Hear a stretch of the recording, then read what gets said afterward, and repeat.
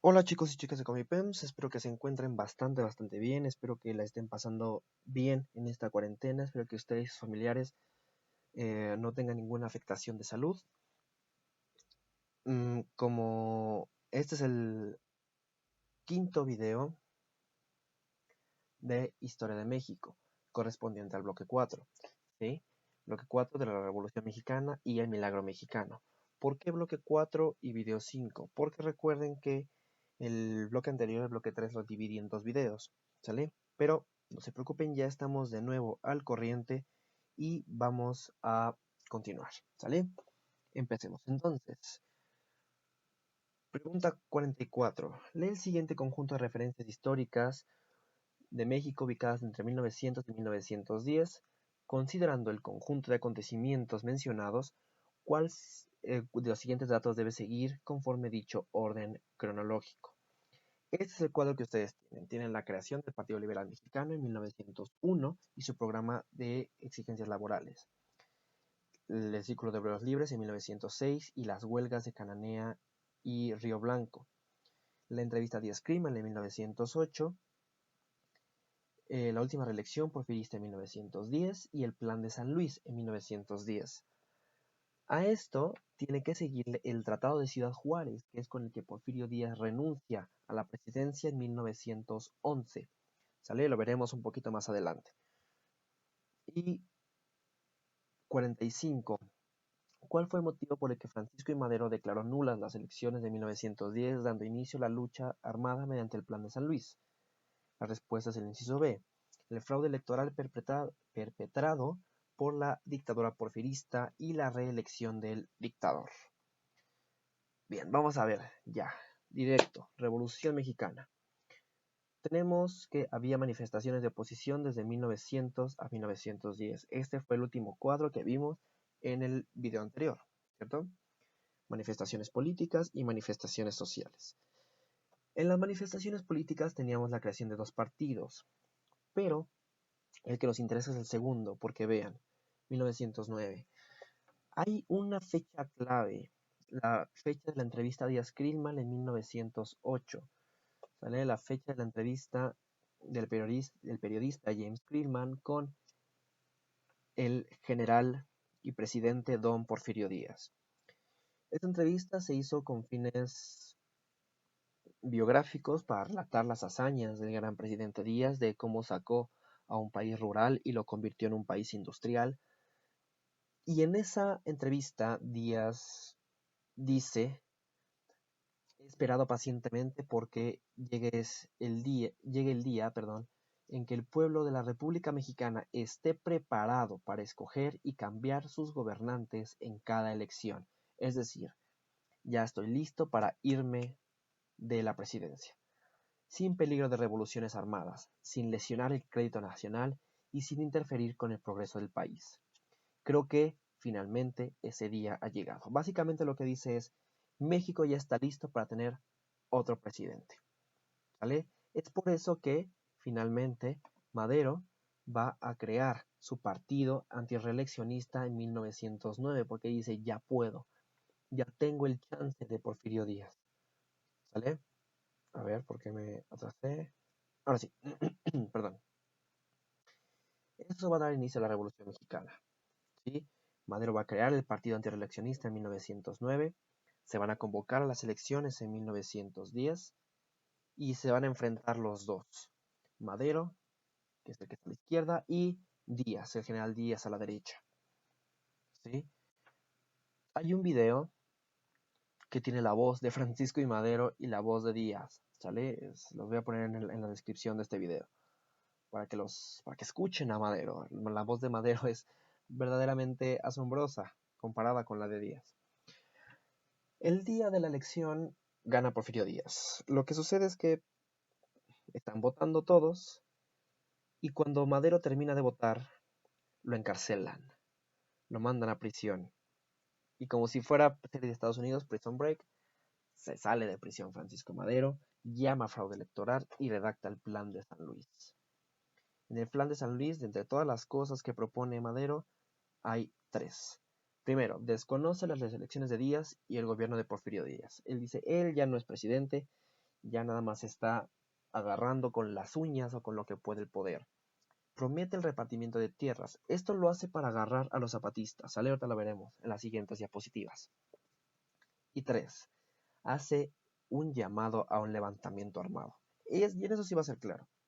El día 20 de noviembre, después de las 6 de la tarde, ya que acaban las jornadas laborales, ya podemos levantarnos en armas. ¿Sí? Y el lema va a ser sufragio efectivo, es decir, hagan valer mi voto, no se reelijan. Sufragio efectivo, no reelección. ¿Sí? Es realmente fascinante cómo Madero le pone fecha y hora, o sea, hora específica. Mediante el lema sufragio efectivo, no reelección, lo acabamos de ver, como base de la lucha armada, se identifica a, la respuesta es A, el Plan de San Luis de 1910. Y tenemos 47, relaciona cada uno de los siguientes manifiestos con el caudillo que lo impulsó. Tenemos el Plan de San Luis, el Plan de Ayala, el Plan de la Empacadora, el Plan de la Embajada y el Plan de Guadalupe, cada uno con sus respectivos años.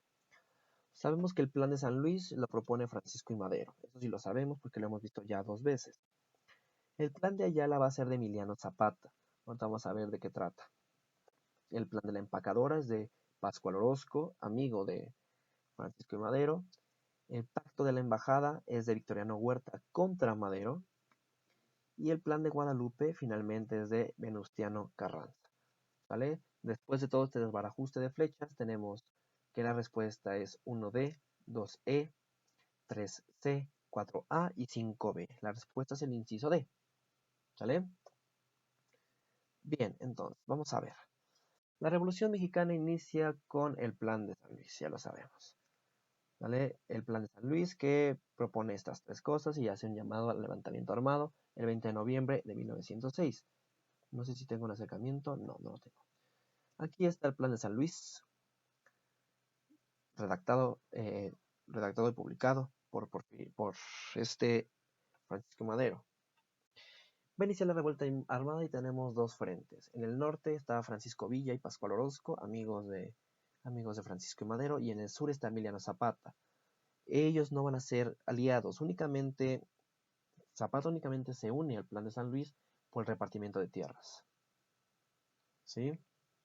El 21 de mayo, Porfirio Díaz va a renunciar a la presidencia con el Tratado de Ciudad Juárez y el 6 de noviembre Madero ya es presidente.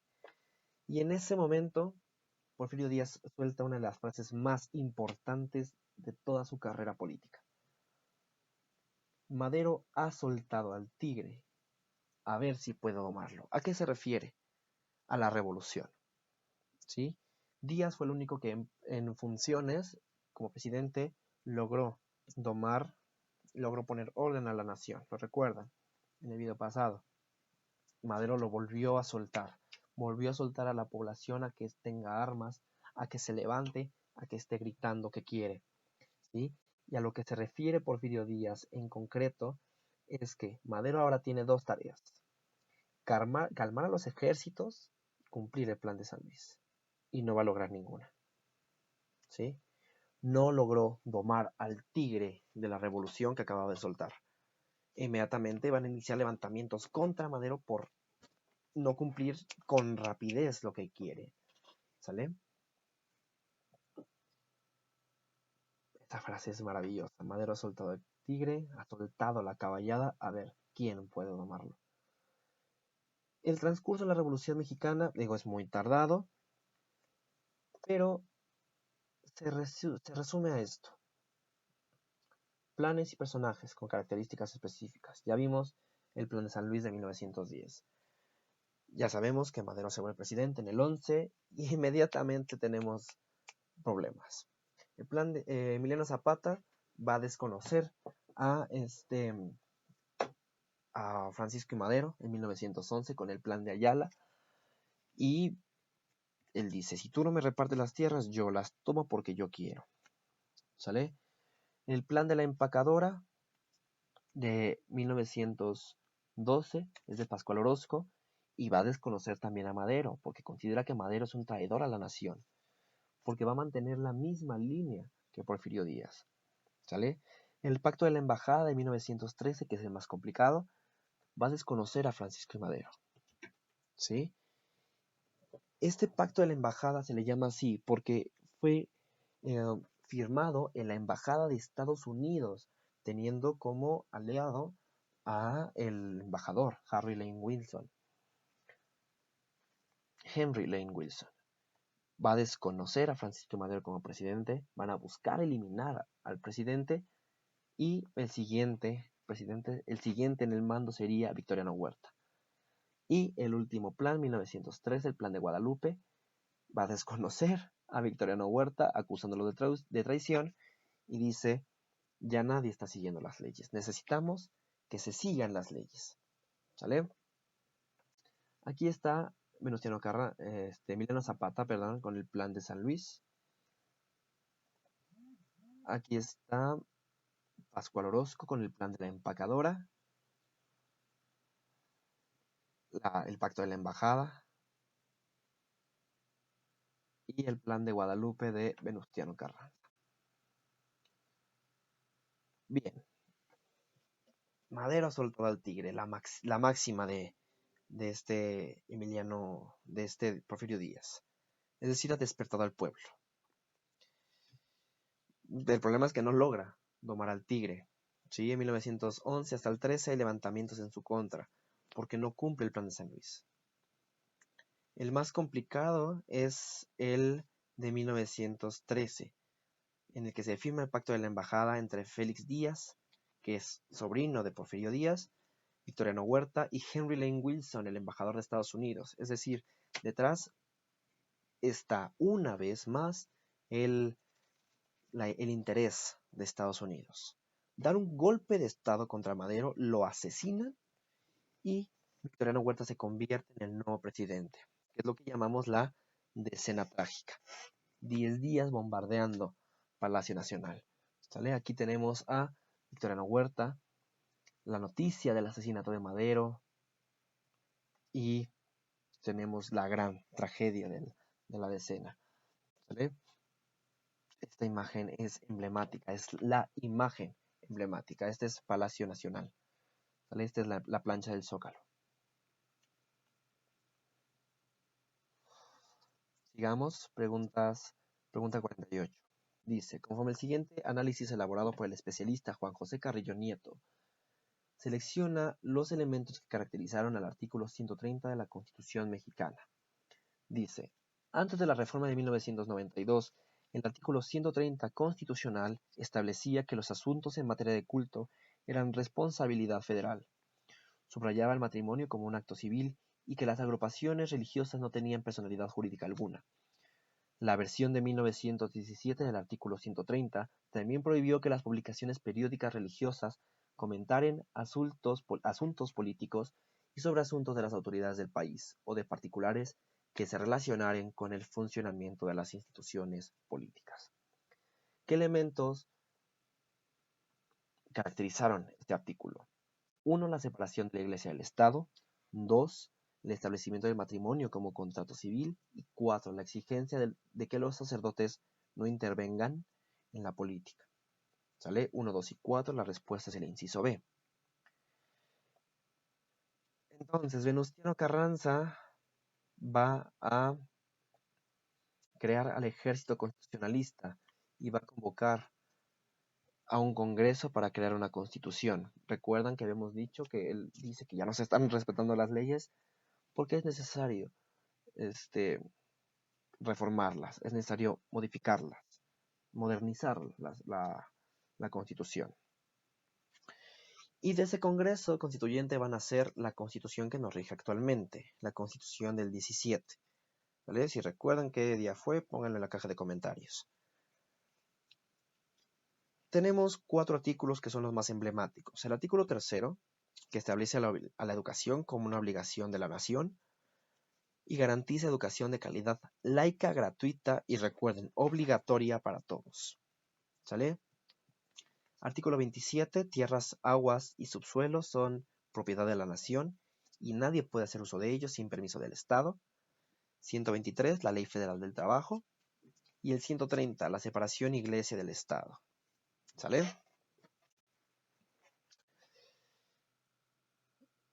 Este es un salto de tiempo no muy grande, no monumental, pero sí un poquito importante. Pregunta 49. ¿Qué suceso histórico se describe a continuación?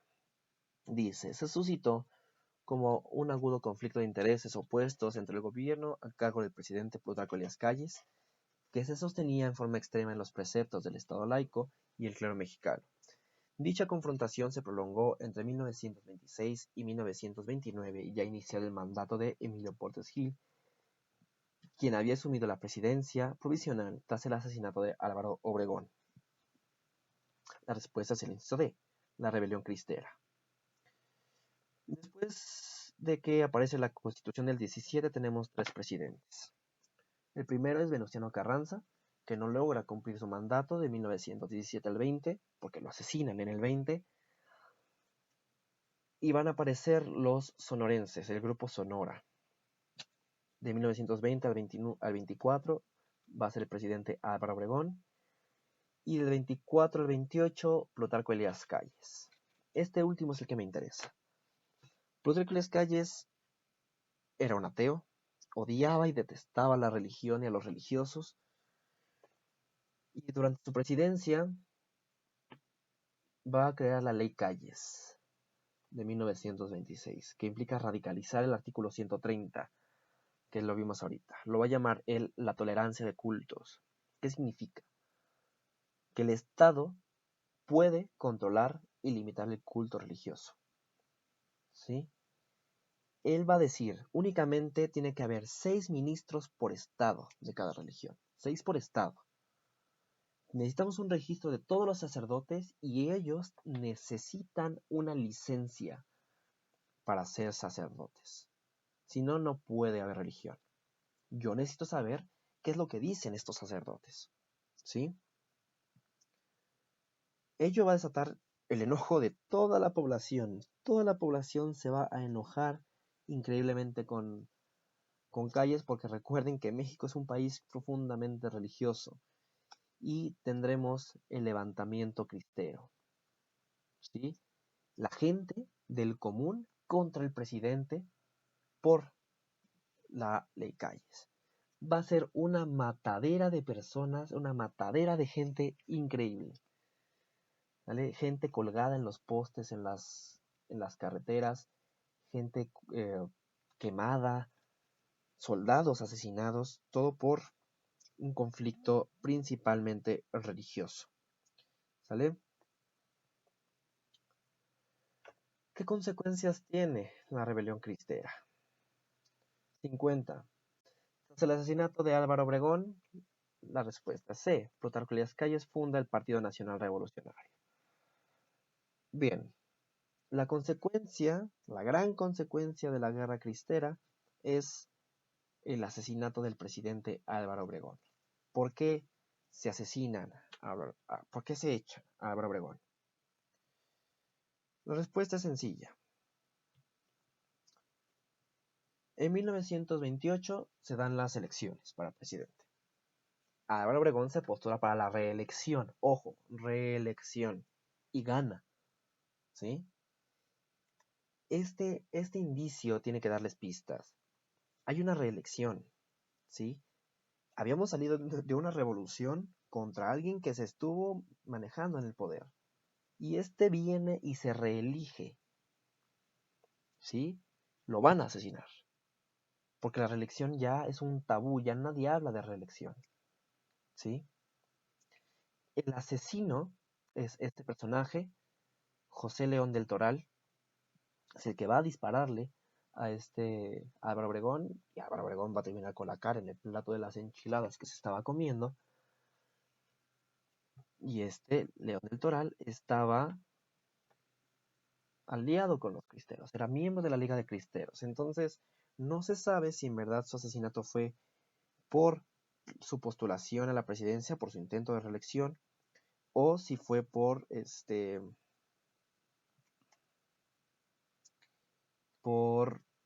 la guerra cristera. Después de ello, Plutarco Elías Calles va a decir que las personas ya no podemos gobernar con nuestras intenciones, con nuestro poder. Y lo que necesitamos son instituciones, ¿sale? Corporaciones que gobiernen, porque si siguen habiendo personas, van a seguir asesinando personas y tendremos levantamientos armados. Hay que regular las ambiciones políticas de cada uno, que controle un partido, no una persona, ¿sí? Y va a crear el Partido Nacional Revolucionario en 1929, ¿sí? Lo que hoy llamamos el PRI.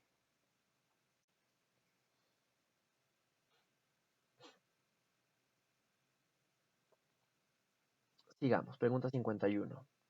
¿Qué inciso menciona una medida aplicada por la política agrarista del presidente Lázaro Cárdenas? La respuesta es el inciso B, un intenso reparto de tierras, aproximadamente 18 millones de hectáreas. Y pregunta 52. Una de las más importantes acciones en el ámbito educativo, impulsado por Lázaro Cárdenas, se menciona en, la respuesta es el inciso B, la fundación del Instituto Politécnico Nacional para fomentar la autosuficiencia tecnológica. Lázaro Cárdenas va a entrar a la presidencia en 1934, cuando acabe el maximato. Va a ser la primera presidencia de 6 años. A partir de ahorita vamos a contar 6 años. Y entra con un plan sexenal, que es el plan de trabajo a 6 años. Eso sí, ya muy, muy conocido. Su presidencia se enfocó principalmente en 3 ámbitos: social, político y educativo. En el ámbito social, vamos a repartir tierras. Todo lo que no hicieron los presidentes anteriores, lo voy a hacer yo. El más grande reparto de tierras en la historia de México. ¿Sí? Y no solamente eso, el apoyo a los obreros, el apoyo a los trabajadores, porque ellos son los que consumen, son los que compran. Y si no los apoyamos, no va a haber consumo, no tendremos economía. ¿Sale? La parte política implica el cambio de partido, el cambio de ideología hacia la justicia social. El cambio se vio reflejado en el PRM, la creación del Partido de la Revolución Mexicana en 1938, y la expropiación petrolera en apoyo a estos obreros que les había dicho. ¿Sale? La expropiación petrolera provocó la creación de Pemex. Es decir, los empresarios de petróleo de los extranjeros ya no los quiero aquí, se me van y esos pozos petroleros son míos. ¿Sí? En el ámbito de la educación se crea el Politécnico en 1936 y tiene dos utilidades. Uno es una escuela enfocada para hijos de obreros, porque la UNAM en ese momento era principalmente para burgueses. Entonces el Politécnico era para principalmente hijos de obreros. Del Politécnico salen los primeros ingenieros que van a funcionar para la creación de Pemex. Si dan cuenta, está todo entrelazado. En el apoyo a la clase baja, todo está entrelazado. ¿Sí? Aquí tenemos una serie de imágenes que lo representan bastante bien. ¿Vale? Sigamos, siguientes 2 preguntas. Sí, tengo un desastre, pero ahorita lo explico. Relaciona las corrientes culturales con sus aportaciones en México a finales del siglo XIX y a principios del siglo XX. Tenemos modernismo, romanticismo y muralismo. Ya habíamos visto el modernismo, que es la composición poética de Salvador Díaz Mirón y la revista azul de Manuel Gutiérrez Nájera. Eso ya lo sabíamos. En la parte del romanticismo, lo sabíamos, es la obra de José María Velasco. Sale el pintor José María Velasco. Y en el muralismo tenemos La Nueva Democracia de David Alfaro Siqueiros. ¿Sale? Eso es muy, muy importante que lo tengan en cuenta. La respuesta entonces es el inciso D. 1B y D, 2C y 3A. ¿Sale?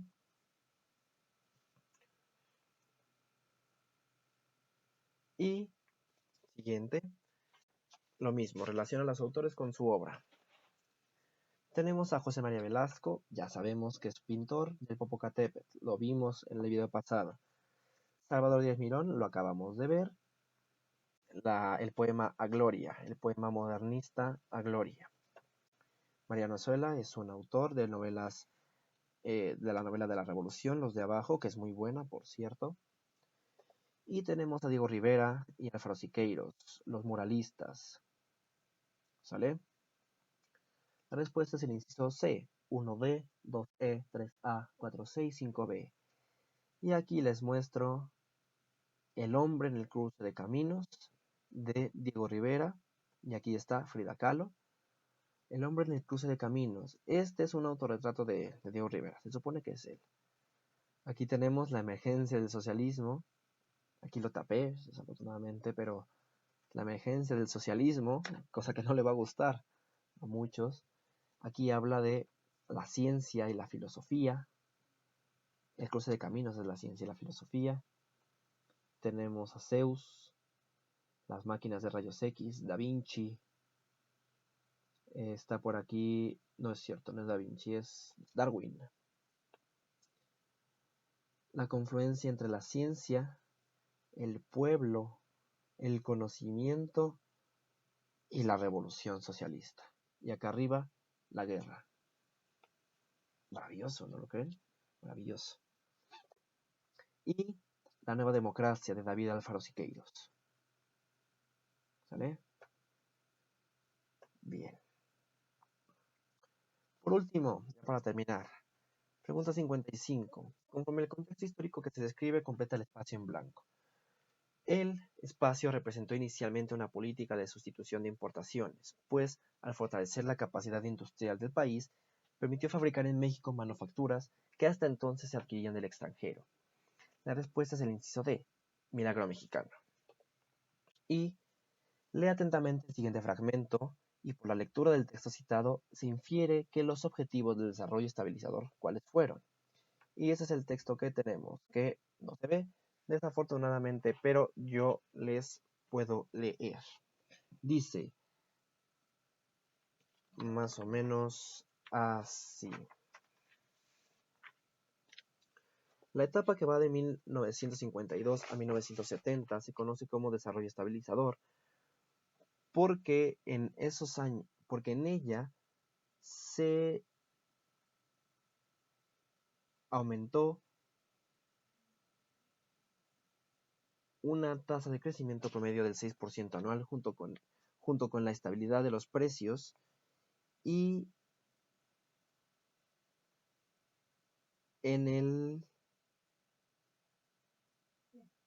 la estabilidad en el tipo de cambio.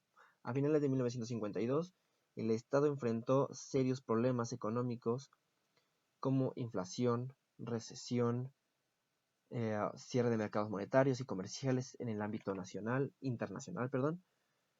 y problemas en el orden público y el decrecimiento económico. ¿Sale? Por la lectura del texto citado se infiere que los objetivos del desarrollo estabilizador fueron: 1. Contrarrestar la inflación y el colapso de mercados en el plano internacional. 5. Lograr la estabilidad de precios y la recuperación del salario. 7. Lograr el crecimiento del Producto Interno Bruto promedio del 6% anual y mantener la estabilidad cambiaria. La respuesta es el inciso A, 1, 5 y 7, procedentes al milagro mexicano. ¿Vale? ¿Qué fue el milagro mexicano? El milagro mexicano es el periodo de mayor desarrollo económico de México. ¿Vale? Tenemos 5 presidentes: Manuel Ávila Camacho, Miguel Alemán Valdés, Adolfo Ruiz Cortines, Adolfo López Mateos y Gustavo Díaz Ordaz. Y consta de 3 periodos: el periodo de la sustitución de importaciones del 40 al 45, la política de austeridad del 45 al 58 y el desarrollo estabilizador de 1952 al 70. ¿Cuáles son las características? Tendremos un aumento de la producción interna, un aumento de las exportaciones a las potencias, un aumento del Producto Interno Bruto, un crecimiento económico sin precedentes, nunca antes visto, del 6% anual, lo que nos va a permitir construir aeropuertos, edificios empresariales, construir carreteras, construir escuelas, modernizar ciudades. Si ya leyeron Las batallas en el desierto, habrán visto todo esto, ¿vale? Y la construcción más emblemática es la construcción de Ciudad Universitaria, ¿sale? La modernización de las ciudades es maravillosa. El crecimiento, por lo menos de la Ciudad de México, va a ser monumental. Y hacia el final del milagro mexicano tendremos el decrecimiento económico, el 68 y los Juegos Olímpicos y el Mundial, ¿sale? Esta última pregunta, la pregunta 57, lo que nos permite es hacer un recuento de todo lo que ya vimos. Que dice, ¿cuál es el orden cronológico correcto de las siguientes referencias? El Plan de Guadalupe de Venustiano Carranza, que habíamos dicho que es de 1913. El gobierno de Lázaro Cárdenas, del 34 al 40. El gobierno de José López Portillo, de 1976 al 82. El Pacto de la Embajada y el asesinato de Francisco I. Madero en 1913. Y la declaración de guerra que hace Manuel Ávila Camacho contra las potencias del eje de la Segunda Guerra Mundial en 1942. La respuesta es el inciso B, es decir, D, A, B, E, C. ¿Sale? Y bien, eso sería todo por este bloque 4. Se fue rápido. Es que realmente después del Porfiriato